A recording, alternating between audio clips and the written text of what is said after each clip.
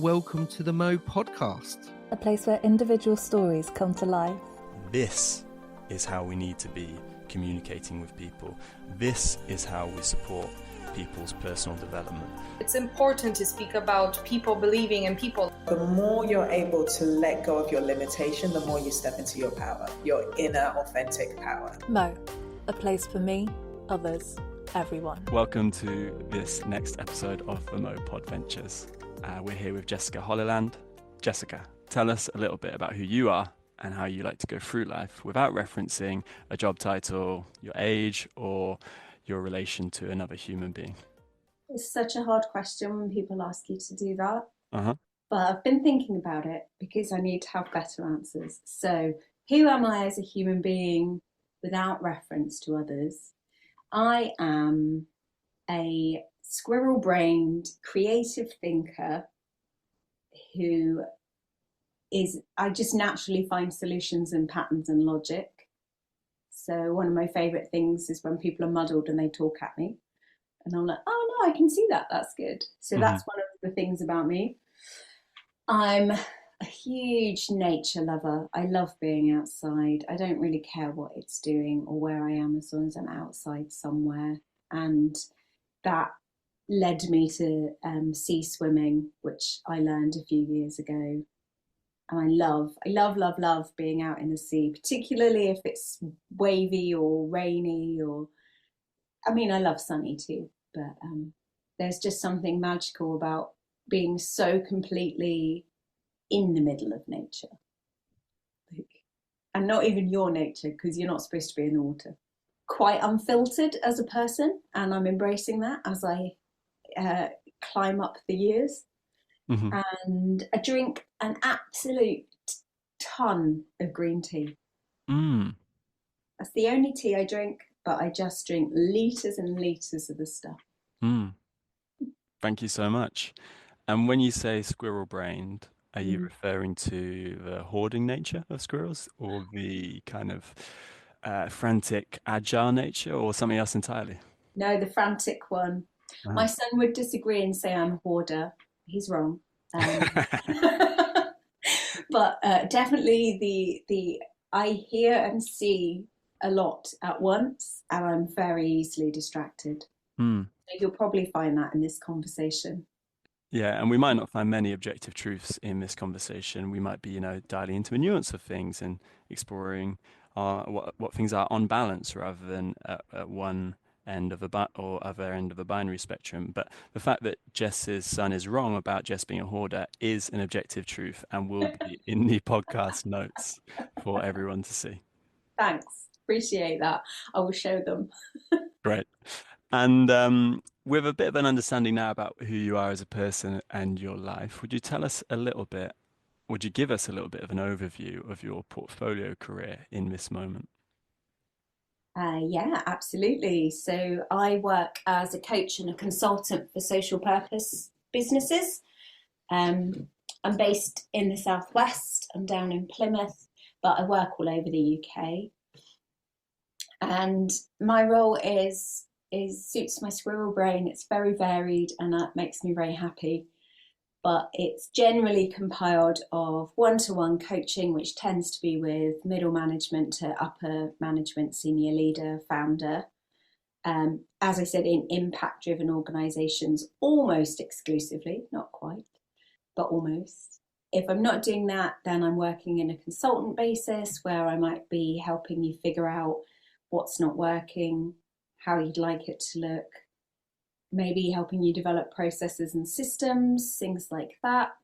Team building, that comes in quite a lot as well.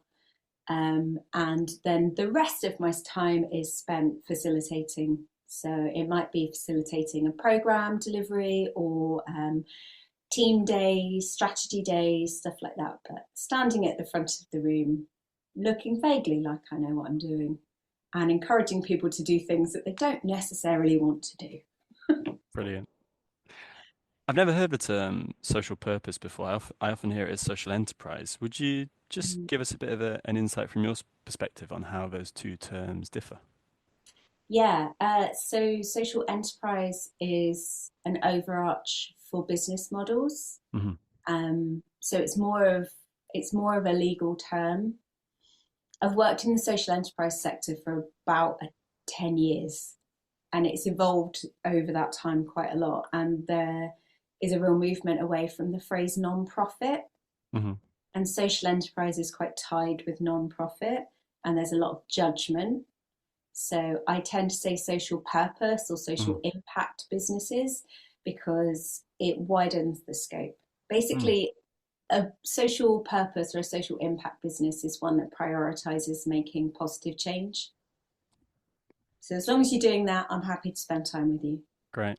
In my head, I was like, oh, maybe the idea, or maybe enterprise speaks more to kind of capitalist model or profit, and social purpose speaks more broadly about or brings the focus back to the purpose or the impact rather than the enterprise or the profitability of the business. That's where my head went with it. But that's that narrative switch that we're looking. Yeah. So it's a very complex space out there, but yeah, so social enterprises are trading organizations, so they get judged by the charity end of the spectrum. And then if you're a non-profit, you get judged by the enterprise end of the spectrum. So we're searching for a space that's a better explanation. So saying purpose-driven, purpose-led, impact-driven, it gives you an insight to who we are and what we want to do, but it also includes everybody from way up on the charity end of that spectrum all the way down to bog standard corporate models, but that have rejigged their values. Brilliant. Thank you for teaching us there. And if that's your portfolio career, how have you consciously or intentionally structured that to fit how you want your week of work to look? I think that's an ongoing process. I've no doubt it is. Where have you got to with it? I think I've come a long way with it. I know that early on in my career, I was very reactive, very responsive, very keen to accommodate, but it makes you poorly when you're always in service, and then the work that you're doing is also in service, and it makes you unwell. It doesn't look after you. So now I have fixed days in my diary that are bookable. They are there for calls, coaching, anything that you just need to speak to me. And then I have sort of a set block of those each month that you can book in on, and then the rest of the time is flexible for people to book me for other things, if that's a strategy day or a write-up or report or research, stuff like that. And I only do 4 days now. Nice. But yeah, say no more. I don't think you need to explain the benefits of that to anyone, hopefully. And talking about those days where you'll have set days where people can speak to you or consult or call you. How many days a week is that? How many of those days? It varies. I tend to do them in blocks just based on the way that people book. So it's usually 6 days a month, roughly. Sometimes that bleeds out and becomes more. Because everything is changeable, but it's usually 6 days a month, and I do them in 2-day lumps throughout the month. Yeah. And they're the fixed ones that you can just book in on, and that's fine. And then that still leaves me boundaries, but wiggle room. Yeah, this sense of agency alongside this sense of accessibility to whoever might want to knock on the door. Okay. And how many years have you been working in social purpose? It's about a decade now. No, it's probably more than that. Pandemic time threw me off something terrible. I kind of have before and after, and I'm not really sure of how long the gap was in the middle. But it's probably 13 or 14 years now, actually, if I think about it. Wow. Yeah. And I know you did your coach training maybe 4 years ago? Yeah, it was in pandemic time, so could have been at any point in history. Yeah. Okay. And then, yeah, so I'm really curious how you came to coaching, or what made coaching feel like a really relevant next step in your existing career in social purpose? That's such a good question. I know that when the pandemic hit, like many other people, you all just so the whole mindset shifted. What do I do? How do I do it? What does it mean to me? We all asked ourselves these really important questions that maybe we hadn't thought about before. And I wasn't furloughed from anywhere, but the organisation I did the bulk of my work with furloughed almost everybody. So I ended up working loads, absolutely loads, and picking up things that I hadn't been doing before. And it encouraged me to say, am I doing the best? Which bits of my job do I love? Which bits do I want to be better at? And one of the things was coaching. I was being signed up to coach, inverted commas, entrepreneurs. And I had no real understanding of what coaching was. And if I'm really honest, I had a very judgmental view of what coaching was. It's a swear word, but the joke was a wanky life coach. Like nobody wants to be that, right? So I had these terrible visions of what coaching was and what it meant. But then I also personally have a really strong drive to always do my best, whatever that looks like. So yeah, it was part of that big questioning, and there were so many conversations about that being a wanky life coach thing before I finally stepped up and did the training. But that was because I wanted to be giving the absolute best support I could to those entrepreneurs that needed it. Yeah, and I take it it was quite a shock when you did do the training, how meaningful and impactful. You know, I'm watching you laugh as you hear that. And but yes. Yeah, just share for those of you that can't see you on the call right now how that was. Yes, Jess is laughing. No, it was really good. I'm really glad I came in with prejudices, actually. I'm really glad, because it meant that I did a lot more self-discovery and a lot more questioning and challenging than I might have otherwise. And I apologise particularly to you, Alex, as you were part of my training team. Sorry for that. You're not alone. Every lecturer I've ever had has had the same problem. But yeah, I'm glad I went in with the prejudices, and I did learn a lot. And what I actually came out with was understanding more about where my joy was. Yeah.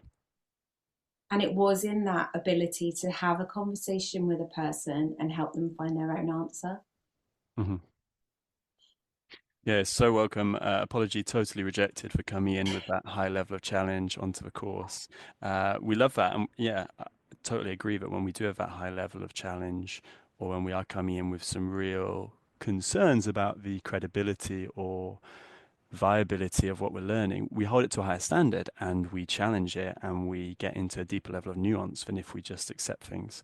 And on the Mo course and myself, we're always trying to do better, just like you are, and trying to make it as robust and as meaningful as possible. And part of that is through people like you who come in and really challenge what we're saying, and we're like, well, actually, yeah, this didn't hold up to much scrutiny. Like, let's revisit this as a training development team and talk about how we can improve that. And the Mo course, as you know, undergoes continuous improvements and iterations, and the distance in feedback between those delivering the course and those with the kind of organizational leverage to change the course is very, very short. So there's and it changes quickly.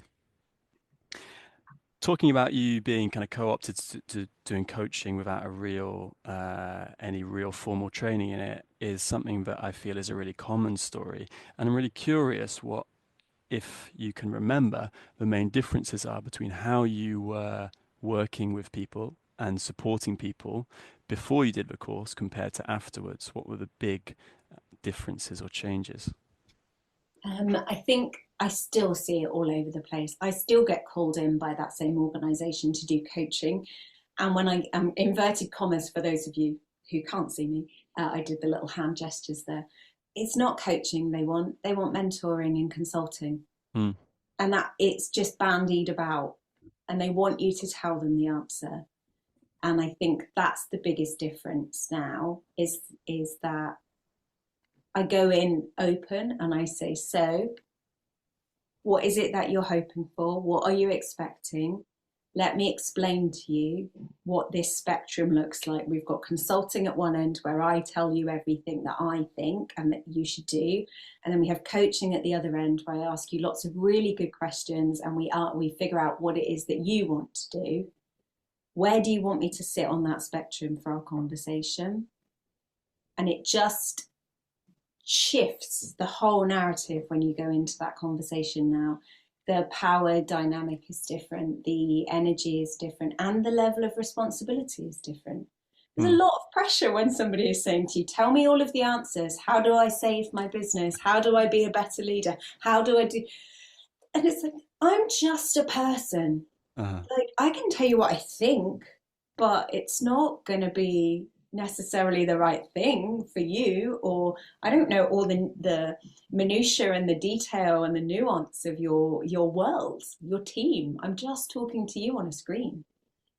So being able to take that pressure off and shift the power back into their hands, that's the biggest difference now. Brilliant. And it sounds like this organization, despite maybe quite a long working relationship with you, are still making that mistake, or are still... Yeah, definitely. Yeah. And it sounds like you're doing some really meaningful work to support that, or to, create some small change in the industry, or to illuminate what they're really looking for. And I'm wondering whether there's an interesting question around how we make that change on a broader scale and minimize that mistake of asking for coaching when what you really mean is mentoring. I think a lot of people think it's just language, it's semantics. Oh, they mean the same thing. And I guess that's fine in some circumstances. It is fine. But then it does create problems for people who are coaching, because then somebody walks into your room or your screen or wherever you're doing it and they go, so tell me what I should do. I'm paying you. Tell me what I should do. And you're like, that's not my job. Yeah. That's not why we're here. Yeah. I'm not going to be able to do that for you today. And then there's this disconnect of expectation and delivery, which creates bad feeling, which is then in turn really damaging for the coaching industry. Because you've got people wandering around going, oh, well, I went to a coach and they were useless. They just asked me loads of questions. They didn't tell me anything. Yeah, I hear you. And see, I think there's some nuance in this, or not around the coaching mentorship point, but around being a pure coach or having relevant experience and background with who you're coaching. So a really clear and common example is C-suite executives going on and becoming C-suite executive coaches, and companies employing these former execs to coach other execs as if that were a requirement. Yeah. And we always on the Mo course, this comes up, that you don't need to be a specialist in the subject to coach someone really powerful on what they're experiencing in life. And also, I acknowledge that there's some sense of kinship, or can be some sense of appreciation, if I know the person coaching me has been through a similar landscape or experience as the one I'm facing. How do we balance that? How do we come to terms with that? Or I think the question I want to ask is, what are your thoughts on needing to have walked the same path or have had similar experiences to the person you're coaching in order to be the most impactful coach to them? I don't think you need to have walked the same path. I don't think it's relevant. I've coached people who are dealing with things that I've never been anywhere near. And you have that breath when you go, oh my God, how am I going to help? And then you just have to remember that actually you're not there as an expert. That's not your job. Your job is to ask the right questions, to listen carefully to what's being said and listen carefully to what's not being said, and then bring things up in consciousness. That's your job. And if someone's asking you to do something else, you need to have an open and honest conversation about what coaching is and what mentoring is and what is it they need, because you might not be the right person. Yeah. And also I see this in places, in different roles, not just coaching, but where having personal experience is a barrier. Because you come with all of your own judgment, all of your own trauma, all of your own bias, and you can be a wonderful human being, like, and have done all the work and be in therapy or whatever it is you need, but you are always going to bring that with you, like, in some way, shape or form. So it's a red flag for me.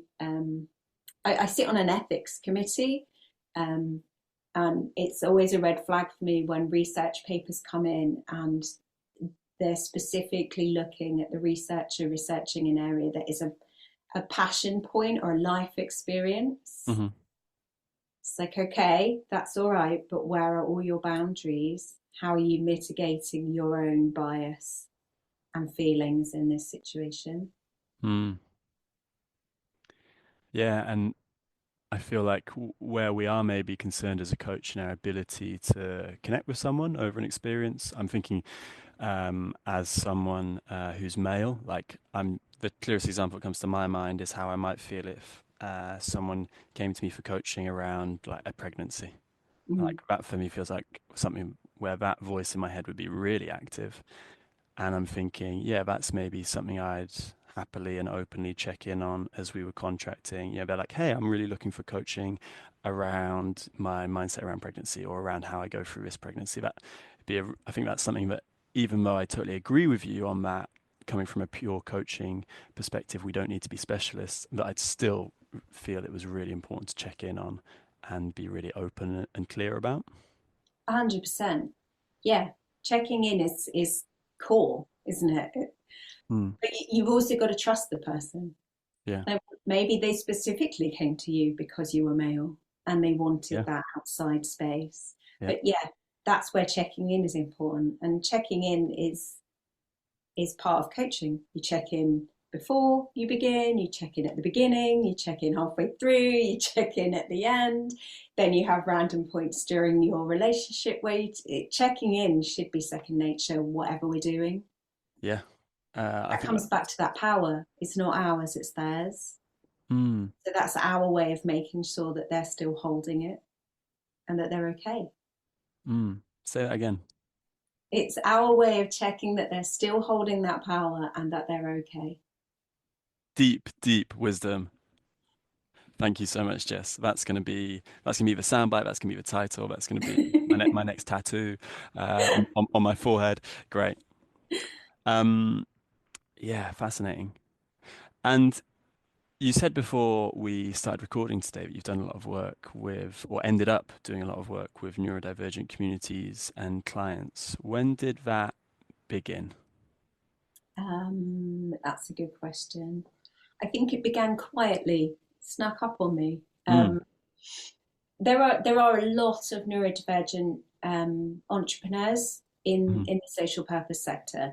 It happens naturally because it's based on lived experience and it's based on challenge and it's based on solving problems, and working for yourself is an obvious choice if you don't fit into a system. Yeah. So we have quite a lot of neurodivergent human beings making incredible change in our world. And maybe they don't even know they're neurodivergent when they've started this. I've got a few clients who have been with me for a long time, because I don't work on a 6-week block. I work with people for what they need, who are now going, I've been doing some work and I think I might actually be ADHD, or I'm looking into ADHD. What do you know about that? Yeah. And it's like, cool, okay, good. I may have noticed a few traits earlier on. Like, how would you like to have this conversation? And I think when you start looking at those relationships and those differences and the similarities, you naturally what's the right way to phrase this? I think you start to develop an intelligence that is about that, and a comfort that is about that, and being in that space. And energy is energy, and there's like energy attracts energy. That's what they say, like attracts like. And I think people see that, and it reduces the fear. So then they just sort of appeared one by one. Yeah. You have really good conversations with a neurodivergent organizational leader, and all of a sudden you've got them referring people into you. So I did go away as well and do some additional training on it, because again, I am insistent that I am always doing my absolute best. Brilliant. I'm a big fan of winging it in the world, like a huge fan. Please, nobody get the misunderstanding that I am a spreadsheet orientated planner, because I am not. I will wing things like you would not believe. But I also like to know that I've got all the tools I need. So I did go off and do a training program on working in coaching with neurodivergent people, which was eye-opening, 100% eye-opening. Also super reassuring, because it was like, good, okay, I'm doing that. Okay, all right, I'm doing that. Oh, I could do that. That would be better. It also opened my eyes up to my own neurotype and like who I am and how I process and what some of my experiences might have been in the past and where I sit with all of those things. Yeah. And the training you did, would you share what that was? Oh, of course, yeah. It was with Animas coaching. Yep. Yeah, so it was literally coaching neurodivergent leaders, I think it was called. It was about a 20-week program, and what was really good about it is that the bulk of it was neurodivergent people coming in and sharing their journey and their story. So some of them were coaches, some of them were professionals, some of them who were coachees, but just really being able to give you that lived experience alongside the expertise was really good. Fantastic. And a 20-week course, 1 day a week, 5 days a week? It was one week, I think, or like it was an evening session. So evening each week. Awesome. Wicked. Yeah, it's something that strikes me about coaching just being the perfect tool for working with neurodivergent people is its inherent bespoke nature, in that we're really meeting whoever we work with, regardless of their neurotype, hopefully exactly where they are, rather than where we might expect them to be with terms of maybe their organization, maybe their time management, maybe their perception of this or that. Absolutely.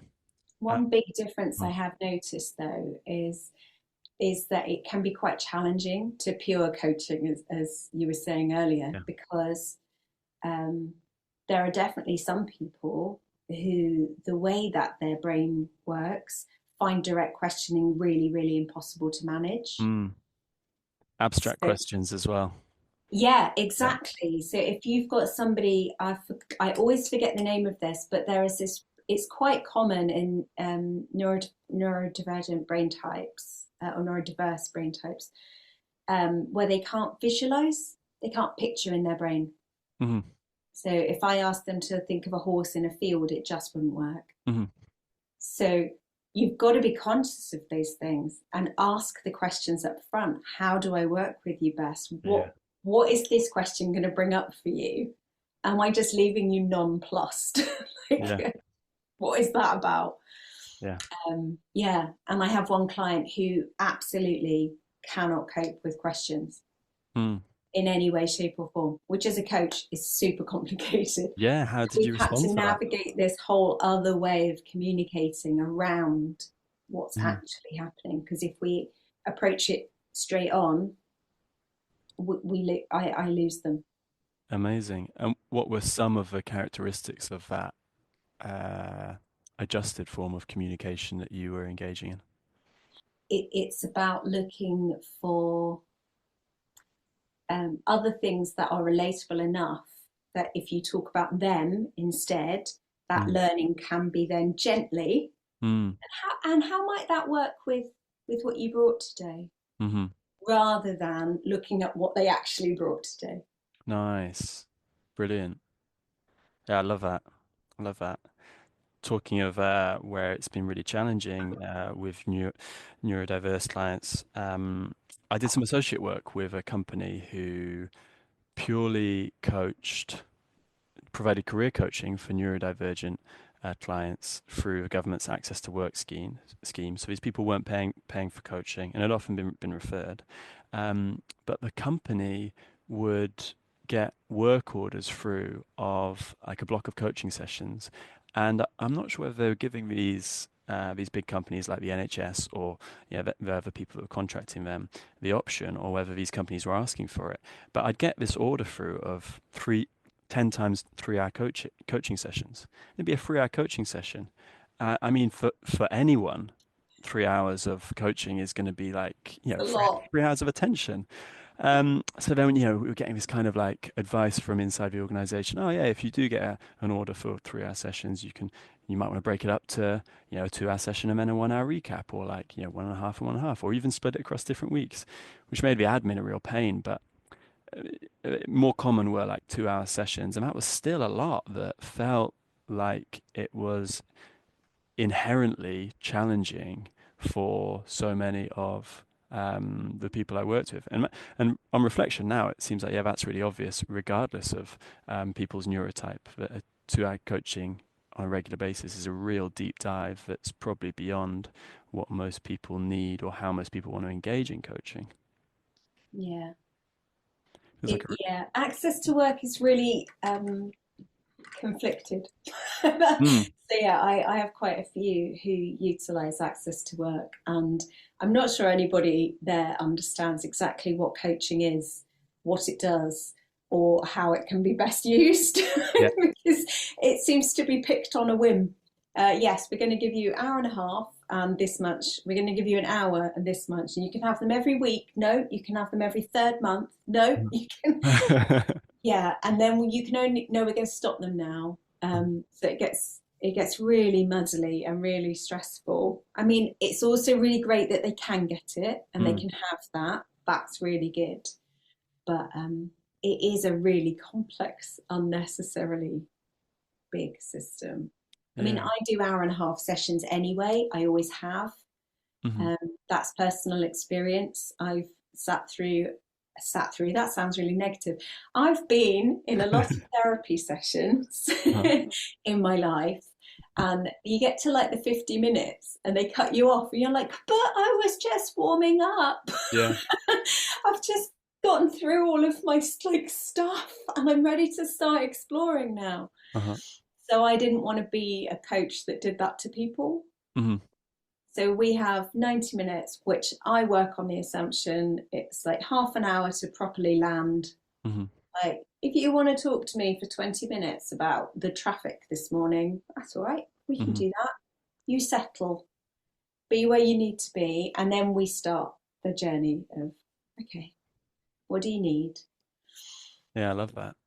Just thinking, I've got a really regular client, and it's become a bit of a joke that the big discoveries will so often come in the last 10-15 minutes of a session. Always. And we'll just start getting to the real, the juice, like, wow, this feels huge. We've got this huge conversation blossoming up in front of us as I try and kind of gently coax the conversation to a nice finish around the hour mark. Yeah. Yeah, it's a real challenge, and I just didn't want to have to do it. So I didn't. Which is one of the joys of working for yourself. Yeah, I love that. Fantastic. So the work with neurodivergent clients kind of snuck up on you because it was something that maybe you had an affinity for, or just managed to fit in well with. Then you went on this training course and got a real respected formal qualification in it. Where did it go next? Well, it's still going, I guess. I'm definitely seeing more clients come in through Access to Work. I've yet to quite work out where they're coming from, but that's okay. I don't think I have any great desire to specialise. That doesn't suit my personality either. Hmm. Definitely a generalist and a bit of a polymath, Hmm. if I'm honest. Should have done that in the intro, shouldn't I? But I think it's really helpful. And I do quite a lot of work with organisations on inclusion. I work on a programme that's around mental health inclusion that I facilitate organisations to make change. I support organisations with EDI reviews, so that's equity, diversity and inclusion reviews. When I'm facilitating, I'm always making sure that I understand who's in the room and what those needs might be so that I can make it as comfortable as possible. All of that is really important to me.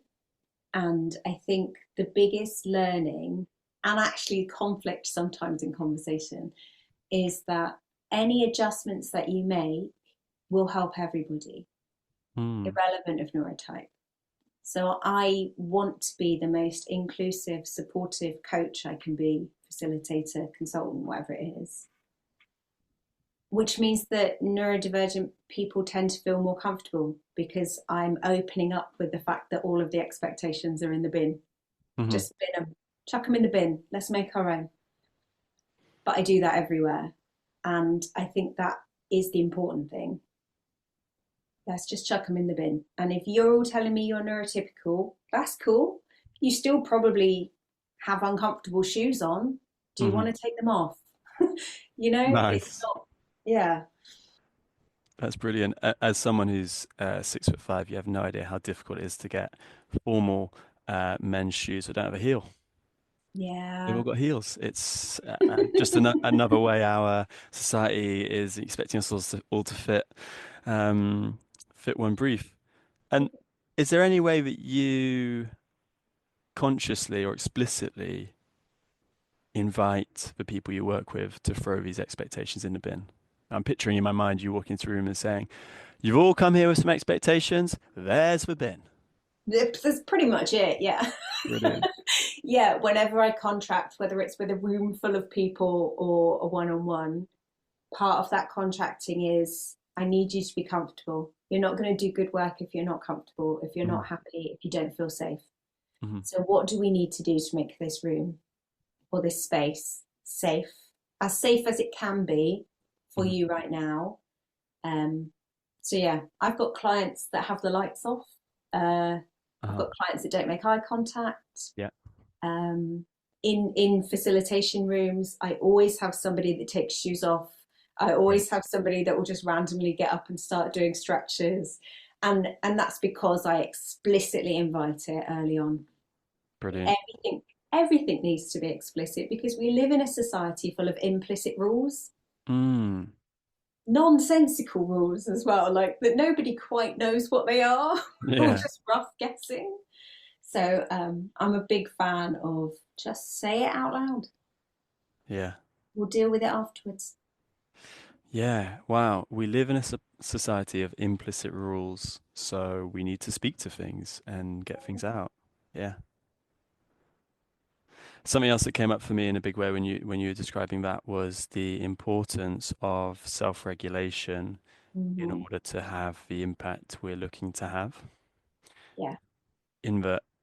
And it's, thinking about the political climate at the moment and political discourse, thinking of the work I do in the uni I work for, thinking of one-to-one work. And in my own relationships, that self-regulation as a precursor or as a foundation or as a warm-up exercise that we do in order to do any of our work that is most meaningful or relies on us to be grounded. Yeah. Keeps coming up in my life, just in the last year or so. It's really important. It is really important that we understand ourselves and how to regulate ourselves. And we like to attach that label to small children who are having meltdowns in supermarkets. But we're, like, again, irrelevant of whether you're neurotypical, neurodiverse, neurodivergent, however you want to frame it, whatever you want to badge, whatever it is, you still need to regulate. Yeah. Your regulation might be vegging out in front of Netflix at the end of the day. Yeah. Your regulation might be a cigarette. It might be a walk around the block. you're regulating your nervous system. That is what you are doing. And if we can give things the right language, we can break down some of those barriers and give permission. Man, permission is so important. None of us in our society have permission to do anything anymore. We're sat waiting for somebody to say to us, no, that's fine, you can do that now. Yeah, I feel a real draw to challenge that. And yeah, we are, and also like I appreciate that there's a lot of truth in that, that we are holding ourselves back in some ways as a society, or kind of, yeah, these progressive ideals are always thought of as progressive because so many people feel that they don't have permission to embrace them or to embody them. Yeah, but I couldn't let the absolute way you frame that go. I'm sorry, Jess. Yeah, it's fine. Challenge me, please. Yeah. So continue on kind of like the path of talking around your career and the journey through it. Is there anywhere where you're hoping to change or grow your skill set or your career at the moment? I'm not a big planner. That is partly who I am, and partly I understand it as a trauma response. But when I plan things, I get very anxious. I'm not very good at it. So it's hard for me when I think about it in those ways. I think the only one that keeps coming back is that I will most likely do my master's at some point in psychology.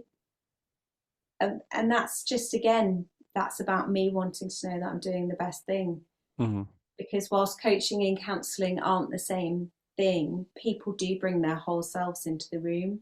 And I want to make sure that I'm equipped to hold that space for as long as I need to while we find them the right people. And I am an absolute information guzzler. I love it. I love learning new things. I love it when people challenge me and tell me something I didn't know. I love perspective. So I think education is going to be something that comes back into my progress. Great. Some might think about it as you're trying to collect as much knowledge as possible. Yeah. Or perhaps even, but I was going to say perhaps even you're hoarding as much knowledge as but you got there first. So yeah, if Jess's son does listen this far into the podcast, the jury is back in. No, the jury is still out. And if planning is something that sometimes feels a bit uncomfortable for you, or isn't the way you find it easiest to set intentions and make change in your life, when and how is it easiest for you to do that? Oh,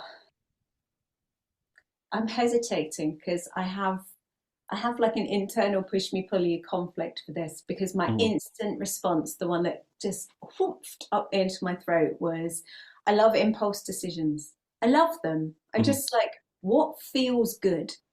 What feels right? What feels morally accurate right now?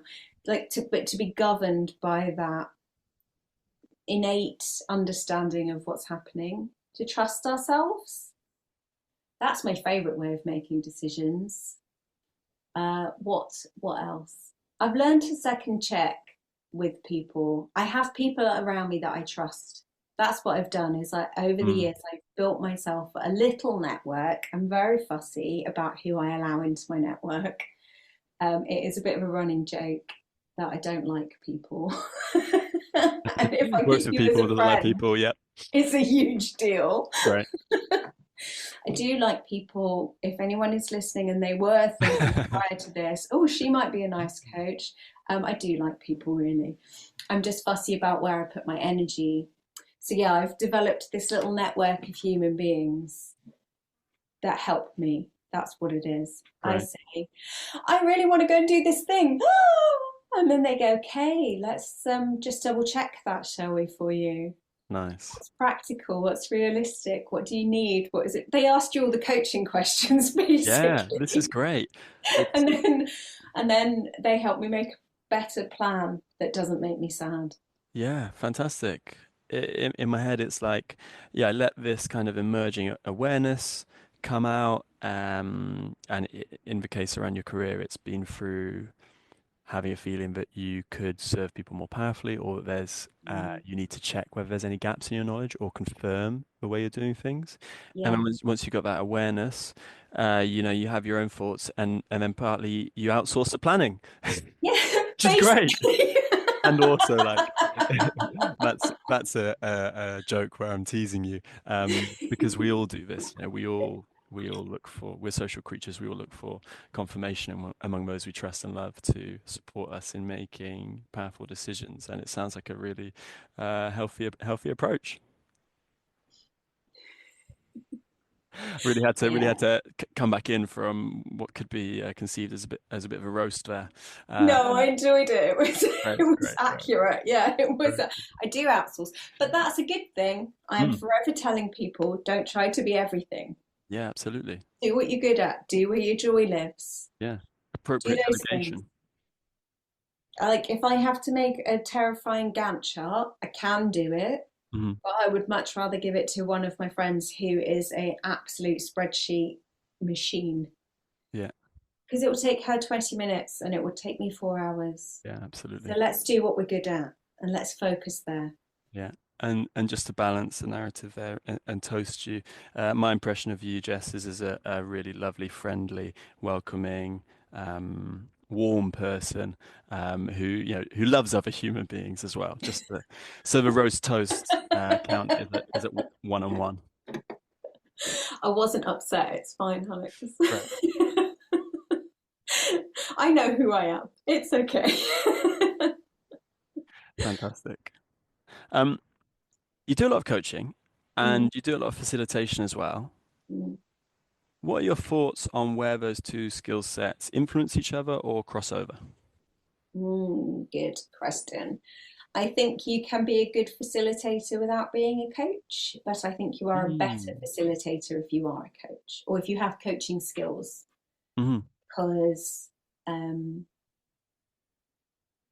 one of the biggest things, I'm slightly deviating, but it is coming back, I promise. One of the biggest things that I think the pivotal important learnings through coach training, whoever you do it with, I think one of the important things, and often when I do supervision for Mo, it's the thing that somebody brings, is that detachment. And that's often the way it's framed. But for me, it's not about detachment, it's about ownership. And that has been such a useful lesson to take into facilitation, understanding where your ownership is and where their ownership is. And that is something that I definitely enriched, strengthened, grew through coach training and through coaching. Yeah. And for those that are listening but maybe haven't ever done any formal coach training and might just be considering the coaching course, could you explain that concept of ownership? Yeah, so in a coaching situation, it's the difference between wanting a specific outcome and wanting them to find an outcome. So if I am saying, what they really need to do is sell the house and move to Tenerife, then I'm taking ownership of that and the outcomes, and then I have an obligation. I have a responsibility to help them do all of the planning and get them to Tenerife. Whereas if what I take ownership of is supporting them to make a decision, that's a whole other thing. Then all my responsibility is helping them be their best self. Yeah. So much less pressure. And it's the right way round because they're making the choices for them. And that translates into a facilitation space really well. Going in, not with your outcome, not with your ambition, and releasing all ownership of that. What do they need? And then what do you need to do to help them get there? Yeah, and if they don't do it, that isn't on you. If you've taken ownership of it and they don't do it, like when a coachee sets a goal or an aim at the end, they've given themselves an action, they don't do it and you've taken ownership, there's this, I don't know the right word for it, but there's this pressure or failure or there's this responsibility. Yeah. Whereas you can let go of that. When you figure out that detachment, ownership, however you want to frame it, it's not yours. You can say, oh, you didn't do that. Do you want to tell me about that? Mm. Yeah, thank you. And right at the start of the call, you talked about being in service to others, or being in the service industry. I can't remember how you worded it. And this is a real challenge I see all the time in roles where we're of service to other people, in having a really balanced sense of responsibility to those we work with. There's such a sense of if I worked harder, I could do more, or I can save this person, or I can see the change that needs to happen. And there's such wisdom in this coaching principle that they are the specialists in their own lives, and regardless of what we may think, they will undoubtedly have the best suggestions for improving their lives. Yeah. Maybe with a caveat, like if they're able to make those suggestions when, well regulated and grounded and well resourced. But there's also an acceptance in there that sometimes we need to make bad decisions before we're able to get to the right one. Sometimes we need that process as human beings. We are complicated and complex, and we have so many different pieces that make up who we are. Sometimes we need permission to go the wrong way so that we can say, no, that was the wrong way. Yeah, no, I didn't want that. I know what I want now. Yeah, seeing is believing. You have to experience it for yourself before you can trust it or do something on it. What other skills, if any, stand out as real keystones of your facilitation work that belong in the coach's toolbox as well? Questioning and digging with questions, because just like in a coaching session, when you go in, you go, so what is it that you would like? And they say, I just want to feel more confident at work. And then you do the work with them and you expand it out, and it turns out that being more confident at work is this tiny little nugget that is wrapped up in all these other things, and actually the other things are what will bring change or impact or joy, and then they will automatically fix the nugget. But if you just try and fix the nugget, you're never going to get to it.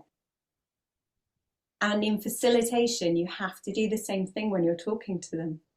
Like, tell me what it is that you think you want from the day. Tell me what the outcome needs to be. Tell me what the program needs to deliver, whatever it is.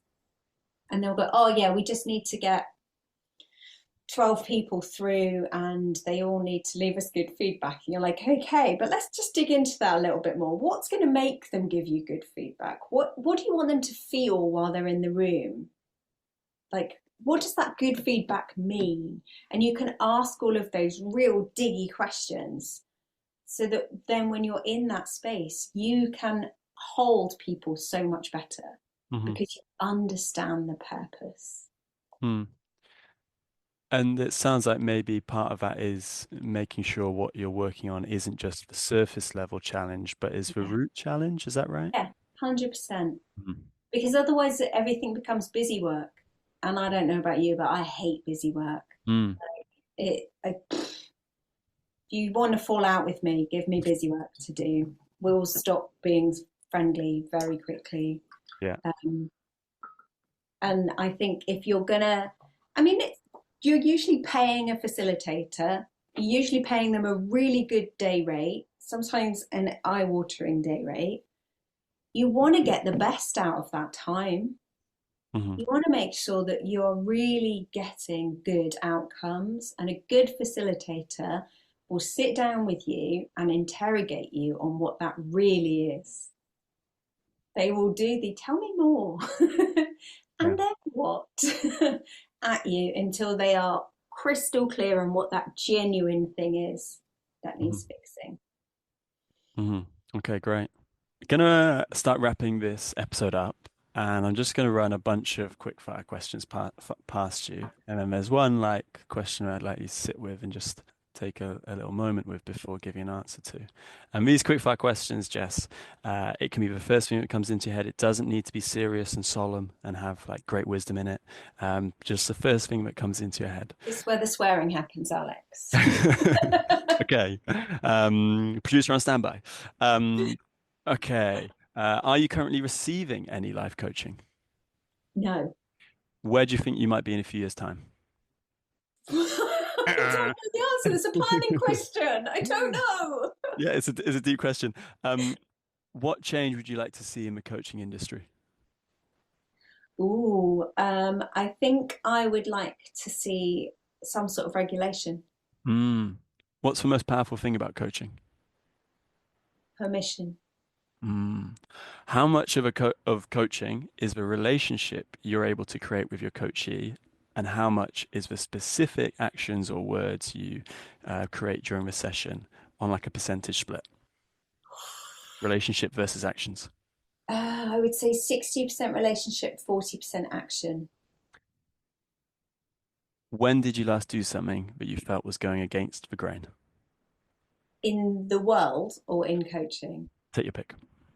Well, I'm quite contrary, so all of the time. I don't know what day it is. When did you last do something that was against the grain? It's Wednesday today. I don't know, Alex, because I do it all the time. I'm so contrary. It's like, why do we have to go clockwise? I don't think we should go clockwise. Let's go anti-clockwise and see what happens. I love that. I am going against the grain as part of my lifestyle rather than having moments where it's obvious. Understood. And this is the last question. And take your time. It could be anything. It doesn't necessarily need to relate to coaching or professional work. But what's a piece of advice or a mantra that you'd like to leave our listeners with? Don't carry everybody else's stuff. Don't carry everybody else's stuff. Yeah. Jess, thank you so much for joining us today, talking through your career, talking about neurodiversity, and so much more. Is there any way that you'd like to invite people to connect with you, or any particular topics that you're particularly interested in that you'd welcome conversations from our viewership around? I like weird conversations. So if you've got something weird or unusual or alternative that you just want to throw around, I'm here for that always. The best way to reach me is usually through LinkedIn. I'm quite active on there. So yeah, please come and say hello. Ask me a weird question, tell me a weird fact. That always makes me happy. And I get a huge kick out of giving people permission to do things. So if you've been sat there on something and you just want someone to tell you, that's fine, you're allowed to do that. I'm here, happy to be that for whoever needs it. Brilliant. And I can imagine people opening the messaging box on LinkedIn to ask you permission and then deleting the request because they've already got it just by messaging you. They say, I know she's just going to give me permission, so I'll just go and do it. Just for reference, I will not give permission to do things which are detrimental to the wellness of the greater good. What a professional we have before us, Mo community. Thank you, Jess. Thank you, everyone, for listening. See you next time. What an amazing episode there with Jessica Holliland. I absolutely loved what she said about how she gives people permission to do what it is that they're holding themselves back from, and giving people permission to live their life being their most authentic selves. And what she said about the differences between being a life coach, being a mentor, and how people can get that wrong. I would like to ask you now what it is in your life which you are still asking permission for, and what would it feel like to finally take that leap and take that action? You can let us know your answer over on LinkedIn, where we have posted this question. Thank you for listening to this episode of Podventures on the Mo podcast. I am Kate, your co-host alongside Alex. If after listening to today's episode you feel compelled to share your story, please email info@mofoundation.com. We would love to hear your story and have you here as a guest on the podcast. If you have been enjoying the Mo podcast, please do leave a review. It helps the team so much understand what you want to hear more of, what type of guest speakers you enjoy. If you want to recommend a guest speaker who you think we should be talking to, let us know. We will endeavour to feature them. If you love Mo so much that you don't ever want to miss an update, subscribe to our channel so that you will be notified every time a new episode comes out and you won't miss a thing. That's all from us today. See you next time.